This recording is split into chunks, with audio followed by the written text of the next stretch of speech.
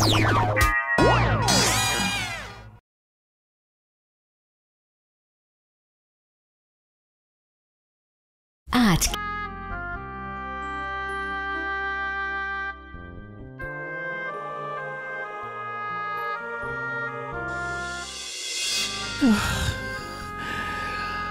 আজও খালি হাতে ফিরে এলাম, একটা দানাও ভিক্ষা পেলাম না।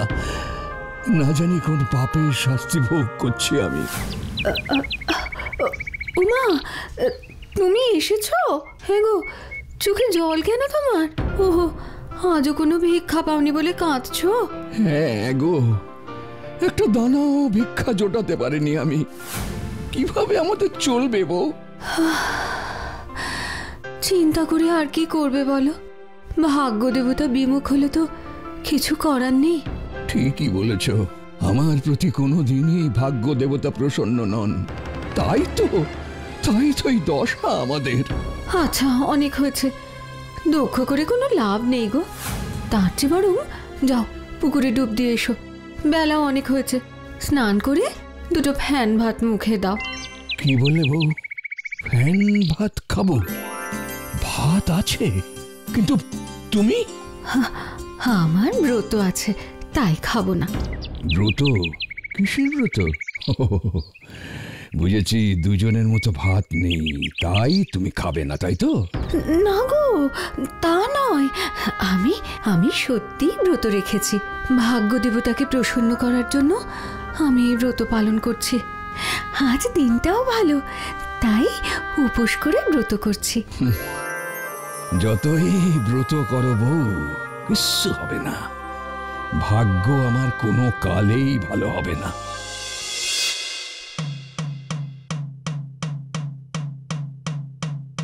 শোনো শোনো, সবাই শোনো, আমাদের রাজামশাই কাল এক বিরাট ব্রাহ্মণ ভোজনের ব্যবস্থা করেছেন।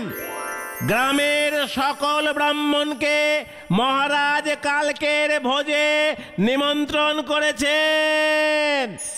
মহারাজের একান্ত ইচ্ছা, কাল প্রাসাদে আপনারা সকলে আহার করবেন ও মহারাজকে আশীর্বাদ করবেন। বউ শুনেছ, রাজপ্রাসাদে মহারাজ নিমন্ত্রণ করেছেন। এই জামাটা একটু সেলাই করে দাও না বউ, নইলে যে আমি যেতে পারবো না। ভগবান যা করেন মঙ্গলের জন্যই করেন। শোনো, ওখান থেকে শুধু নিমন্ত্রণ খেয়ে ফিরে এসো না, মহারাজকে বলে একটু কাজের চেষ্টা করো। হ্যাঁ বউ, আমিও তো সেই কথাটাই ভাবছিলাম, কিন্তু বলাটা ঠিক হবে কিনা তো বুঝতে পারছিলাম না। তুমি যখন বললে তখন নিশ্চয়ই বলবো। তবে বউ, আগে আমি পেট ভরে খাবো, কতদিন ভালো করে খাইনি। তোমার জন্য নিয়ে আসবো, তোমার জন্য আনবো তোমার জন্য। আচ্ছা বাবা, আচ্ছা, তুমি গিয়ে মনের সুখে খাও, তাতেই আমার শান্তি। ওহ কি আনন্দ, কি আনন্দ, রাজার ঘরেতে নেমন্তন্ন। কোপ্তা কালিয়া মন্ডা মিঠাই, কোনটা খাবো চিন্তা সেটাই। হো কি আনন্দ, কি আনন্দ, খাবো দাবো ভালো মন্দ, খাবো দাবো ভালো মন্দ।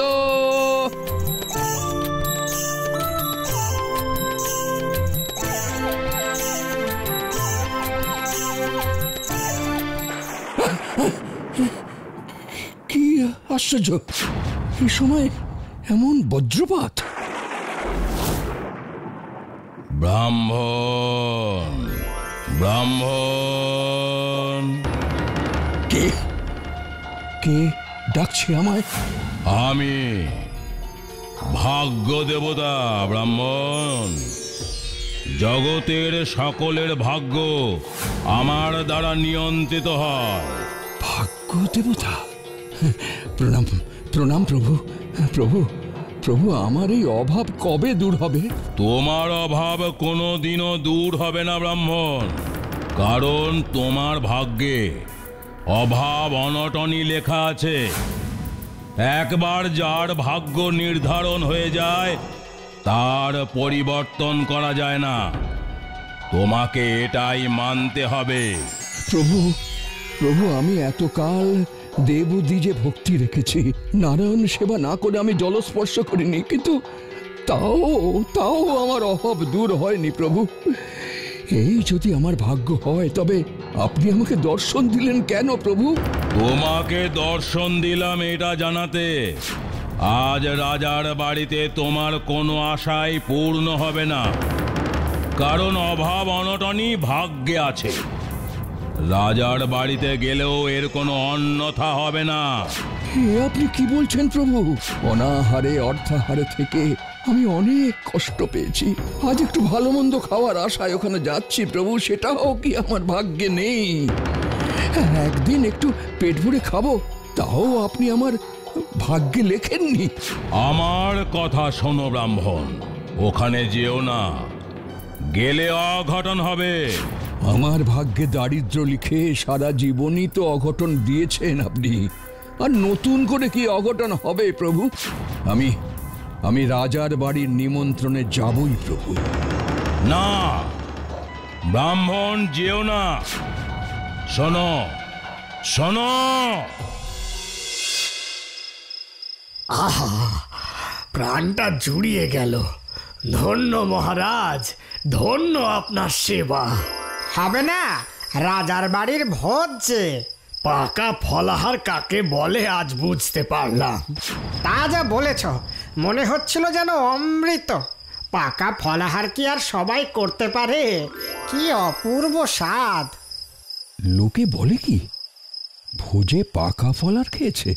পাকা ফলার মানে কি? বুঝেছি বুঝেছি, এই রাজবাড়িটাই তো পাকা, তাই ফলারও পাকা। এইবার আমি ব্যাপারটা বুঝলাম।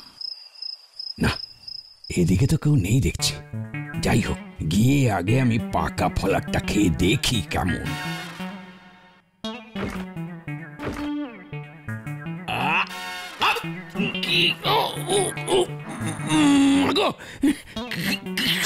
বাবা, এই খেয়ে সবাই ধন্য ধন্য করছে, আমি তো এক কামড়ও বসাতে পারছি না। যে কেউ এসে যেন খেয়ে নিতে না পারে, তাই এই ব্যবস্থা। আর একটু জোরে কামড়ে দেখি।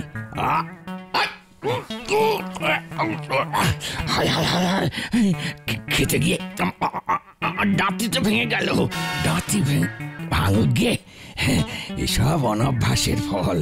তবে রাজামশাই তো কম খরচ করেননি, এত এলাহি আয়োজন করেছেন। রাঁধুনির হাতটা বোধহয় পাকা নয়। মহারাজকে কথাটা বলতেই হবে। দেখি আপনি এখানে এসব কি করছেন? আমি মহারাজের অতিথি, তুমি কিনা আমাকে কথা বলছো? সে তো ভালো কথা, কিন্তু অতিথি হয়ে এসব কি করছেন? কি আবার করব? পাকা ফলার খাচ্ছিলাম, কিন্তু তোমার জন্য শান্তিতে খেতে পাচ্ছি কই? কি আপনি এখানে পাকা ফলার খাচ্ছেন? আপনার কথা তো কিছুই বুঝতে পারছি না। খাওয়ার ইচ্ছে থাকলে ওই বড় ঘরে গিয়ে খেতে বসুন। ওই বড় ঘরে যাব? তা কথাটা আগে বললেই তো হতো বাপু।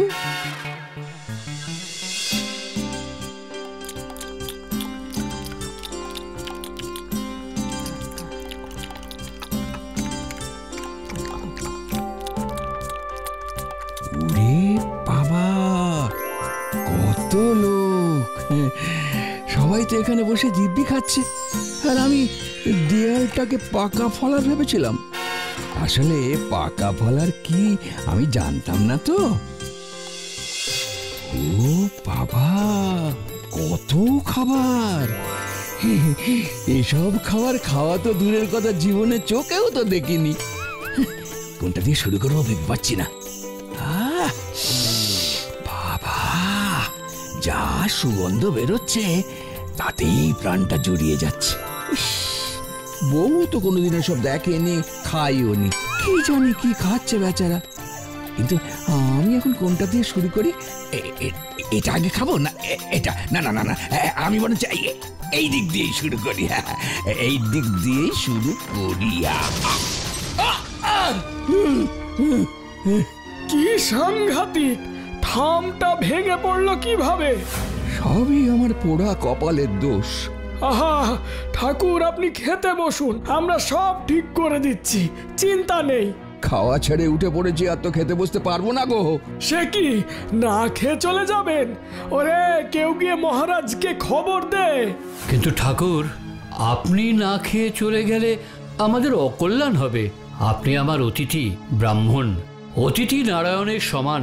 আপনি না খেয়ে চলে গেলে আমার পাপ হবে যে। সবই বুঝতে পারছি মহারাজ, কিন্তু আমি যে নিরুপায়। কেন ঠাকুর? মহারাজ, আমি ব্রাহ্মণ মানুষ, কিছু নিয়ম নীতি পালন করে চলি। আমি ভিক্ষা করে খাই ঠিকই, রোজ আমার দুবেলা খাবারও জোটে না। অর্ধেক দিনই উপোস করে কাটাই, কিন্তু খাওয়ার সময় বাধা পড়লে তো আর খেতে পারি না মহারাজ। কিন্তু ঠাকুর, আপনি এভাবে না খেয়ে চলে যাবেন, কোনো উপায় কি নেই? না মহারাজ, কিন্তু আপনি এত দুঃখিত হবেন না। আপনার কোনো দোষই নেই, সবই আমার কপাল। একটা উপায় আমার মাথায় এসেছে ঠাকুর, দয়া করে ফেরাবেন না। কি উপায় মহারাজ? আপনাকে আমি অন্ন গ্রহণ করতে আর জোর করব না, কিন্তু আজকের রাতটা আমার প্রাসাদে কাটিয়ে যান, আপত্তি করবেন না? সে ঠিক আছে, কিন্তু কেন মহারাজ? কাল আপনার জন্য আবার নতুন করে রান্না করে আহারের ব্যবস্থা করব। আমি কাল নিজে দাঁড়িয়ে থেকে আপনাকে খাওয়াবো। এতে তো আপনার নিয়ম ভাঙবে না ঠাকুর। আমার জন্য এত করবেন মহারাজ? আমার কপালে সইবে তো? এমন করে বলবেন না ঠাকুর, দেখবেন সব ভালোই হবে। এখন আপনি বিশ্রাম করুন গিয়ে।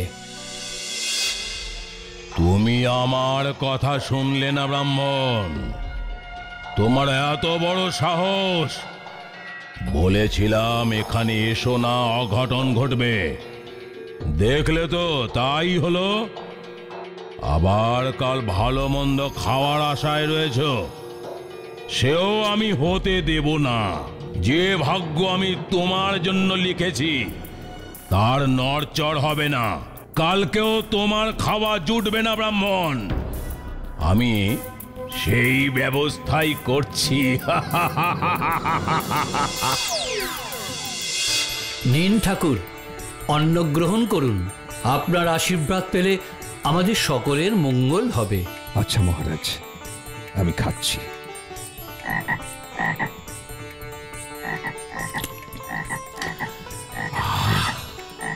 খুব তৃপ্তি পেলাম। আমার শান্তি হলো ঠাকুর। আপনি অভুক্ত থেকে চলে যাবেন, এটা আমি কিছুতেই মন থেকে মানতে পারছিলাম না।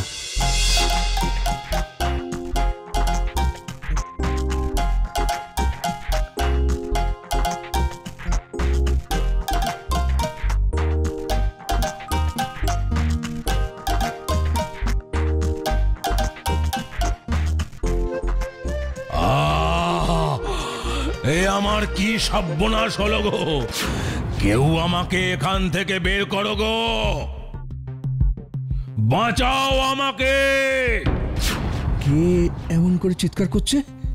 আমি ভাগ্য দেবতা ঠাকুর, দয়া করে তুমি আমাকে বের করো। কিন্তু প্রভু, আপনি কোথায়? আপনাকে তো আমি দেখতে পাচ্ছি না। তোমার পেটে গো। আমার পেটে? হ্যাঁ ঠাকুর, রাজবাড়িতে তোমার খাবার নষ্ট করার জন্য ব্যাঙ হয়ে খাবারে ছিলাম। তুমি ব্যাঙ শুদ্ধই খেয়ে নিয়েছো, আর আমি তোমার পেটে ঢুকে গেছি। তুমি আবার আমার খাওয়া পণ্ড করতে গিয়েছিলে না? এতকাল তো না খেয়েই কাটাচ্ছি। একটা দিন একটু ভালো মন্দ খাবো, তাও তোমার সইছে না। ঠিক হয়েছে, থাকো তুমি আমার পেটে। আমি কিছুতেই তোমাকে বের করব না।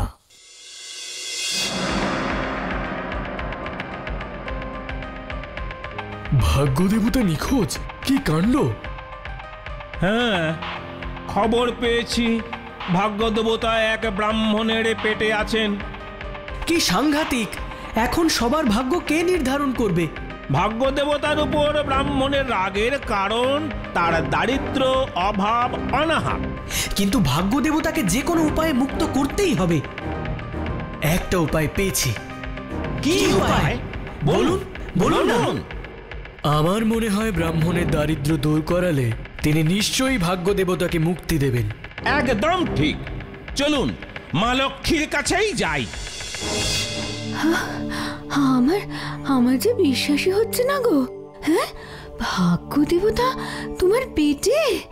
কি অনর্থ কাণ্ড করেছো গো। এতে আমার দোষ কোথায় গো?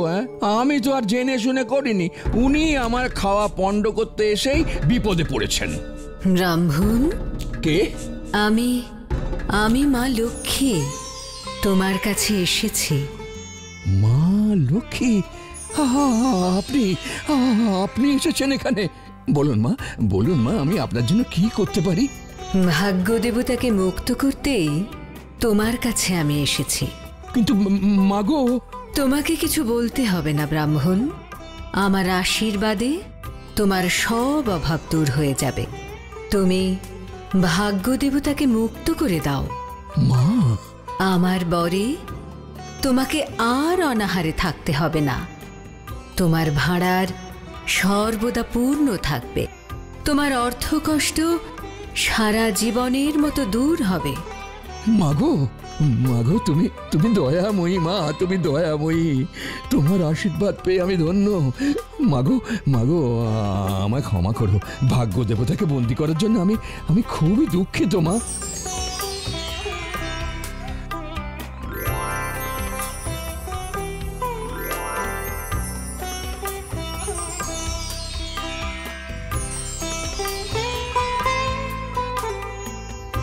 এই সমস্ত কিছু তোমাদের বৎস। প্রণাম মা। প্রণাম মাগো।